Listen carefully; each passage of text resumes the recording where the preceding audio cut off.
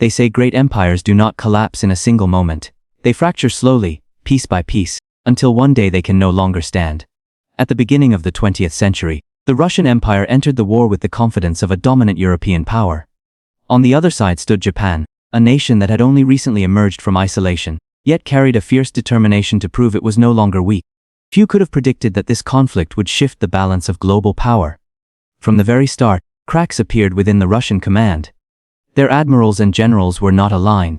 Some hesitated at critical moments, letting opportunities slip away, while others acted recklessly, creating unnecessary crises.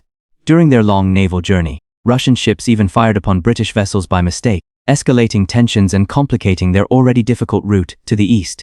What should have been a show of strength began to look like confusion. On land, the situation was no better. Russian commanders were either overly cautious or stubbornly inflexible. When Port Arthur came under siege, there was still a chance to withdraw and preserve forces. Instead, hesitation and pride turned the city into a trap. Day by day, the noose tightened until its fall became inevitable. Meanwhile, Japan moved with precision.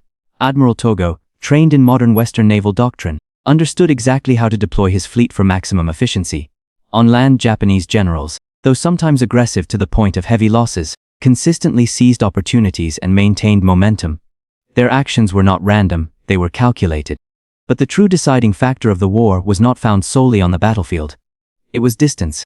Russia's vast territory, once its greatest strength, became a critical weakness. Every soldier, every rifle, every shell had to travel thousands of miles across Siberia to reach Manchuria. The single railway line could not sustain the pace required for modern warfare. Reinforcements often arrived too late, after battles had already been lost. Japan, by contrast, fought close to home. Their forces moved faster, concentrated more effectively, and struck at the right place at the right time. The battles unfolded like pieces of a predetermined outcome. At the Yalu River, Russian offensives failed. At Nanshan, they could not hold their ground. At Liaoyang and Shaho, they were pushed back again and again. Then came Mukden, one of the largest battles of its time, where hundreds of thousands clashed in a brutal struggle. When it ended, Russian forces were forced to retreat from Manchuria entirely.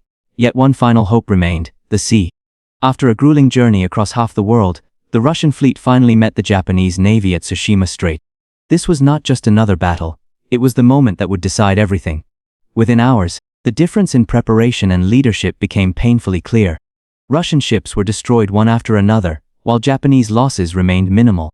When the news reached Russia, it was more than a military defeat, it was a national shock.